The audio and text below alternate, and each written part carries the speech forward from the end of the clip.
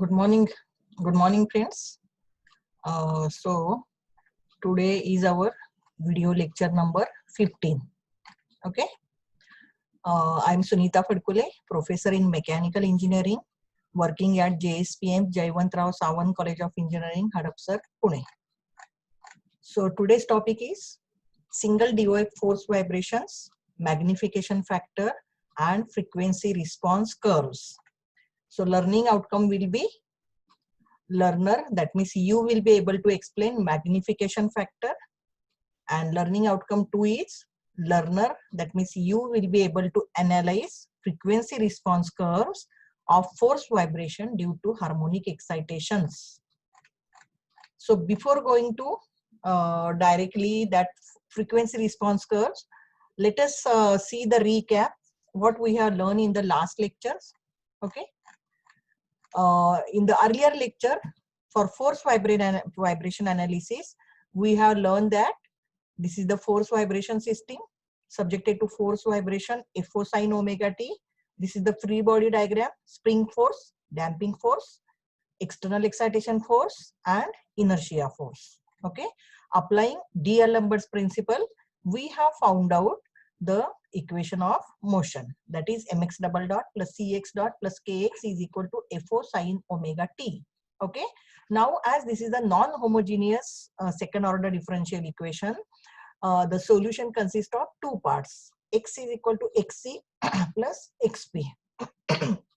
That means first part is known as a complementary solution and second part is known as a particular integral. So complementary solutions we have already learned in unit number 1, that is underdamped free vibration. Okay, so x is given by a2 into e raised to minus zeta omega n t into sine square root of 1 minus zeta square omega n t plus phi 2. Okay, and in the earlier lecture we have found out the particular solution, that is xp is equal to capital X sine omega t minus phi, where phi is the phase lag angle, that is angle between the displacement vector and force vector. And what is capital X? It is the steady state amplitude of force vibration due to external excitation. Okay, so these two are very important parameters: capital X, that is steady state amplitude, and phi, that is phase angle. Okay, so we have found out the amplitude of vibration capital X, okay, in the earlier lecture. So that is given by Fo upon K upon square root of 1 minus omega upon omega n bracket square full bracket square plus 2 zeta omega upon omega n bracket square. Okay, so x is a function of external excitation Fo, mass, then external excitation frequency omega, natural frequency omega n, and damping factor zeta. Okay, then phase lag angle phi is given by tan inverse 2 zeta omega upon omega n upon 1 minus omega upon omega n square. This also we had derived in the last lecture. Then this was the force vector diagram. So here we have shown only two vectors: displacement vector making angle omega t minus phi with positive x-axis, and this is force vector making angle omega t with x-axis. Okay, then we have seen that the complete solution of the force vibration has these three graphs. First graph is xc versus t. Okay, that means these are the transient vibrations. After some time this is going to be vanished, that is zero. After some time there will be no vibrations due to damping. Okay, then this is xp versus t. So these are the steady states amplitude. The amplitude is going to remain steady, constant. Okay, so addition of this xc plus xp is given here. So that is total effective amplitude will be xc plus xp. Okay, so up to here this will be addition. So some part of vibration will be there. After this point there will be only steady state vibrations are remaining. Okay, because these vibrations are zero. That's why the system subjected to force vibration is always having steady state amplitude. Okay.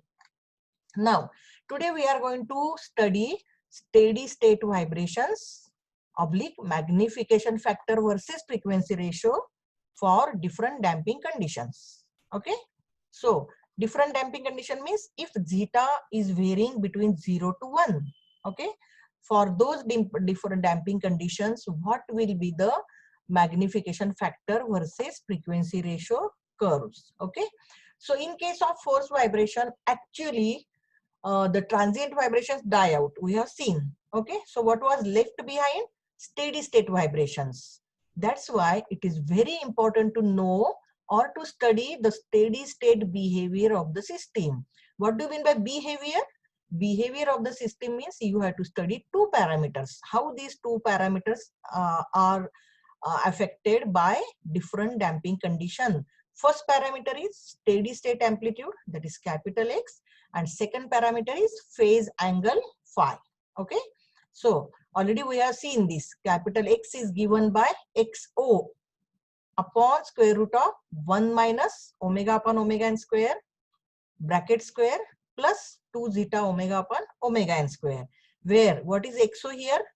XO is given as FO upon K, where FO is the external excitation magnitude, K is the spring stiffness. And what is XO? X0 or XO, it is known as a zero frequency deflection. Okay. And this equation also just now we have seen. So let us see first what do you mean by magnification factor. Okay. So it is defined as the ratio of steady state amplitude of response of vibrations, that is capital X, to the zero frequency deflection of the spring XO. That means it is defined mathematically as MF is equal to X upon XO. Okay. So how this equation has come? See from this equation. This XO, if I take on left hand side, this will become magnification factor. Okay. So how to define magnification factor? It is a ratio of X upon XO. That is steady state amplitude upon zero frequency deflection. Okay. So it is given by 1 upon square root of 1 minus omega upon omega n square full bracket square plus 2 zeta omega upon omega n square. Okay. So what here we have seen the new term zero frequency deflection XO. Okay. So what do you mean by zero frequency deflection? That I will explain you at the end of the lecture, because I have to explain you with the help of drawing the diagram. Okay. So this zero frequency deflection, if we multiply, see this is zero frequency deflection. If we multiply by MF, you will get X. That is a steady state amplitude. Okay. So that means what? The magnification factor, which is also known as a dynamic magnifier, because it magnifies the zero frequency deflection. Okay. That's why it is known as a magnification factor or dynamic magnifier, because when we multiply by this XO by multiplication by magnification factor, we will get X. So how to find out X? Capital X is equal to XO into MF. Okay. That's why it is known as a magnification factor. So in order to obtain the steady state amplitude of force vibration, okay, we get multiplication of XO and magnification factor. Okay. Now the second part here is we are going to learn what is the frequency response for the system subjected to external excitation, which is of harmonic nature. Okay. So this curve is also known as a magnification factor versus frequency ratio. Okay. See, these are the curves. Now we have to study these curves. Okay. So before that one, just see the theory behind this one. The dimensionless plot of magnification factor versus frequency ratio. These two are very important terms. Okay. Magnification factor, is it dimensionless? Yes. Because magnification factor is ratio of X upon XO. So this is dimensionless quantity. Okay. So dimensionless plot of magnification factor versus frequency ratio. This is also dimensionless quantity because we are taking the ratio of omega upon omega n. What is omega? It is the frequency of external excitation. And what is omega n? Natural frequency of the system. Okay. So the dimensionless plot of MF versus omega upon omega n for different values of damping factors are shown in the following graph. A curve between the frequency ratio and magnification factor is known as frequency response curve because they are the responses of the system to various frequencies. Okay. So how this curve we have drawn? These curves are drawn with the help of this equation, which already we have studied. MF is equal to x upon xo is equal to this one. Okay. So that means what? Suppose now see there are two variable parameters. One variable parameter is zeta and other variable parameter is, this is frequency ratio omega upon omega n. Now omega n is constant because that is the property of the system. Okay, omega n is equal to square root of k upon m. K is constant, m is constant, so omega n is also constant. So what is changing here? Omega, that is operating frequency or external excitation frequency of the system. So as omega upon omega n increases, say from 0 to up to 3 here we have shown. What is the magnification factor? On y-axis there is a magnification factor, that is ratio of x upon xo. Okay, so what are, how magnification factor varies when we vary frequency ratio for different damping conditions? Means what? See here, this graph is for zeta is equal to 0. This graph is for zeta is equal to 0.2. This graph is for zeta is equal to 0.5. Like this, these are the graph for different values of zeta. Okay, so these curves are drawn with the help of this equation.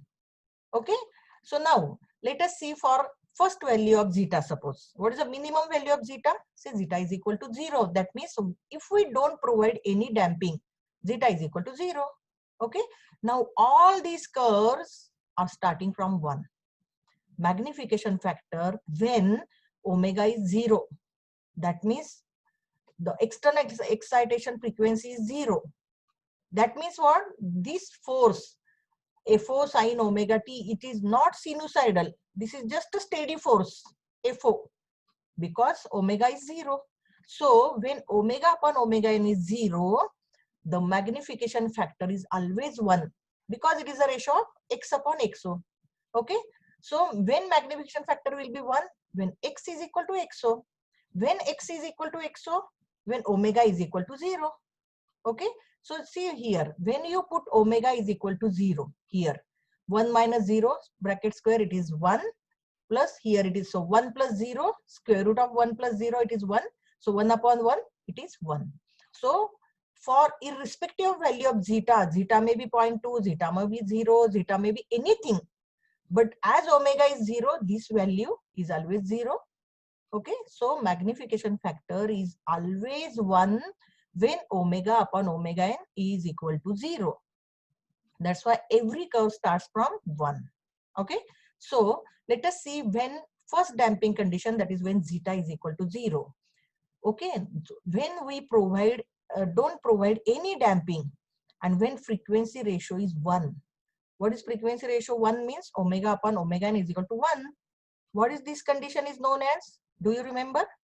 When omega is equal to omega n, that is known as a resonant condition. So at resonant condition, amplitude of vibration is infinitely large. Okay. So when zeta is equal to 0, this is the curve. Then if we say apply certain damping, say zeta is equal to 0.2. What will happen? As we provide the damping, this amplitude, this peak, which happens always at omega upon omega n is equal to 1 because it is a resonant frequency. Always at resonant frequency, out of all these frequencies, amplitude is highest. And as omega upon omega n increases, that is frequency ratio increases, all these curves are tending to 0. Understood? So if we apply some say small damping, that is zeta is equal to 0.2, this is the curve. So as omega upon omega n increases, x values varies like this. Further, you increase the damping. Instead of 0.2, you provide the damping such that damping factor is 0.5. Okay, so what will happen? As you increase the damping, amplitude will be less. So less peak will be there. See, this is the variation of magnification factor. Further, if you increase the damping, again it will reduce the amplitude. Again it will go on reducing the amplitude. So do you remember zeta is equal to 1 is what? Zeta is equal to 1 means it is a critical damping. Okay, and zeta is equal to 0 means zero damping. So all these curves lies between zeta is equal to 0 to zeta is equal to 1. So these values of zeta varies from say 0.1 to 0.9. Okay. Now let us see what are the characteristics of this curve or observation of frequency response curve. The first observation is at zero frequency of excitation, that means omega is equal to 0. The magnification factor is unity for all values of damping factor. Just now I have told you, for all values of damping factors at omega is equal to 0, that means omega upon omega n is equal to 0, magnification factor is 1. Okay, this is the first observation. That means damping does not have any effect on zero frequency. Okay, at zero frequency, magnification is unity and is independent of damping. Means at omega is equal to 0, we have steady state amplitude is equal to zero frequency deflection, which itself is a definition of zero frequency deflection. Okay, at zero frequency deflection, the excitation force is not sinusoidal but constant of magnitude FO. This I will explain you at the end of this lecture with the help of a diagram. So, what is second observation now for these curves? Damping reduces the amplitude of vibration for all values of frequency ratio. That means the response of a particular system at any particular frequency is lower for higher value of damping factor, and higher the damping, lower is the amplitude, and vice versa. Okay, so let us see this. What we observe, as damping increases, okay, as damping increases from 0 to 1, amplitude decreases. See here, it is infinite. Here it is like this. Here it is still reduced. Here it is further reduced. Okay, so as damping increases, this amplitude decreases. Okay, so there are different peaks occurring at different damping factors. This was our observation number 2. Now what is observation number 3? At resonant frequency, means what? When omega is equal to omega n or omega upon omega n is equal to 1. What happens at that resonant frequency? The amplitude of vibration becomes infinitely large theoretically for zero damping. Practically, the system may go into destruction. That means damping has very little effect on magnification factor except close to resonance. See here, the infinite is shown here.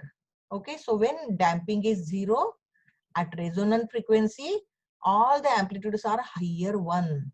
And if you remember, if you have watched the video which I have put on Genomia Moodle, the video of a Ticona bridge, how the bridge has failed due to the resonant condition. The bridge was started vibrating at infinitely. It was not practically infinite, but instead of infinite way, this one, the bridge started deflecting to and fro, and because of that continuous to and fro motion, bridge was collapsed. Okay, we have seen that video. Now, the fourth observation is at very high frequency, the magnification tends to 0. That means amplitude of vibration becomes very small. See here in this diagram, as omega upon omega n increases, that means at higher frequency ratio, all these amplitudes tending to 0. This is our fourth observation. Now, the last observation is for damping factor more than 0.707. The magnification factor is below unity. That means no peak occurs for all damping ratios above 0.707 value. See here, the graph is shown for the value of zeta 0.707, that is 0.7 written here. So for all the values of damping factor which is below, above, greater than 0.7, see below this graph means the value of zeta is greater. No peak occurs. See, for this graph there is no peak. For this graph also no peak. But the values of zeta less than 0.7, that is 0.5, 0.4, 0.3, 0.2, the peak is occurring. Understood? So for the value of zeta less than 0.707, peak occurs, and for greater than, no peak occurs. This is the observation number 5. Okay. Now here we are going to study one more new term that is known as a peak amplitude. Here we have seen this is known as a peak value of frequency, whatever the peak is there. Okay. So whatever the frequency is there at this peak value, that is known as the peak frequency. Till date we have seen the two frequencies, natural frequency omega n, damp natural frequency omega d, and now here we are going to study the peak amplitude at omega p, that is peak amplitude frequency. It is defined as the frequency at which maximum amplitude occurs. The value of omega p can be obtained by differentiating equation of magnification factor with respect to frequency ratio and equating it to 0. Okay, why? Because in mathematics we know that if we want to find out any maxima or minimum, we have to differentiate it with respect to that particular parameter and equate it to 0, then we'll get the value of that peak amplitude. Okay, so thus the frequency omega p at which peak amplitude occurs only when zeta less than 0.707. Okay, so also we have seen that for all the values of zeta greater than 0.707, okay, that means which are below, the response curve is always below unity magnification line, that is MAP is below unity for all values of damping which are more than 0.707. It is seen that omega d, that is damp natural frequency, is always lying between omega n and omega p. Okay, so if we see here, okay,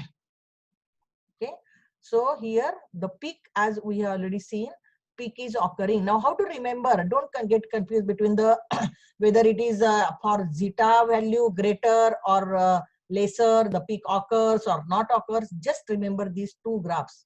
Zeta is equal to 0 means it is infinity, and zeta is equal to 1 means it is a, we have already seen, critically damping. Okay, so from 0 to 1, so as zeta increases, peak decreases, and after zeta is equal to 0.7 values, that means greater values, peak doesn't occur. Okay, so like this you remember the logic. Now the second frequency response curve we have to study is phase angle versus frequency ratio. So what is the equation for phase angle? Phi is equal to tan inverse 2 zeta omega upon omega n upon 1 minus omega upon omega n square. Okay, so the dimensionless plot of phase lag angle, that is phi, versus frequency ratio, that is omega upon omega n, for different values of damping factors are shown in the following figure. A curve between frequency ratio and phase angle is known as phase frequency curve. Okay, so this curve is drawn with the help of this equation. Now let us study these graphs. Okay, so again on x-axis there is frequency ratio omega upon omega n, which increases from 0 to say beyond 3, 4, and what is on y-axis? Phase angle phi in degree. So the values are given from 0, then 90, and then 180, from 0 to 180. Okay, so here is the 90-degree angle. Okay, so all these curves are shown for different values of zeta. So again here there are two variable parameters. Okay, zeta is variable, so we can increase or decrease the damping, and second is we can increase the frequency from 0 to further value. Okay, so let us see this one. When zeta is equal to say 0, this is the graph. Okay, we will see the observation. This is the graph when zeta is equal to 0, that means no damping. See the change in the say phase angle here at resonant frequency, it is suddenly changing from 0 to 180. Okay, and then as we go on providing the damping, it will be smoothly changing. Angle phi will be smoothly changing. Say zeta is equal to 0.1, zeta is equal to 0.2, this is zeta is equal to 0.3. Like this is zeta is equal to 1, which is a smooth increase of the phase angle. Okay, so let us study the characteristics or observation from phase frequency response curve. The first observation is the phase angle varies from 0 at low frequency to 180 degree at very high frequency. See, the angle varies from 0 degree to 180 degree. So for lower frequency, that means 0 to say omega upon omega n between 0 to 1, these phase angle is less than 90 degree, and frequency ratio greater than 1, all the phase angle are greater than 90 degree. This is the first observation. Second observation is at resonant frequency, that is omega is equal to omega n or omega upon omega n is equal to 1. The variation of the phase angle is abrupt, very sudden, that is from 0 to 180 degree for an undamped system. And at resonant frequency, phase angle is 90 degree and damping has no effect on it. That means what? Variation in phase angle is because of damping only. In case of no damping, the phase angle is either 0 or 180 degree. Okay, and at resonance, phase angle suddenly changes. See here, from 0 to 180 at resonant, and at zeta is equal to 0. See, this is the variation as I told you. Okay, this is observation number 2. Now observation number 3, for zeta not equal to 0, that means when we provide the damping and omega upon omega n is less than 1. Okay, the phase angle is less than 90 degree. Already we have seen. However, for zeta not equal to 0, that means when we provide the damping and omega upon omega n greater than 1, phase angle is greater than 90 degree. See here. So this is the region where frequency ratio is less than 1, phase angle is less than 90 degree. And this is the region where frequency ratio is greater than 1 and phase angle is more than 90 degree. Okay. Let us go to fourth observation. Below resonant frequency, phase angle increases with increase in damping factor. And above resonant frequency, the phase angle decreases with increasing damping factor. Again, the same observation. Okay, so below frequency ratio 1, okay, this is the smooth curve we are getting.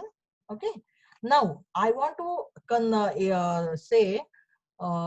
explain you very important concept of static deflection of the spring, zero frequency deflection of the spring, and steady state amplitude of the spring.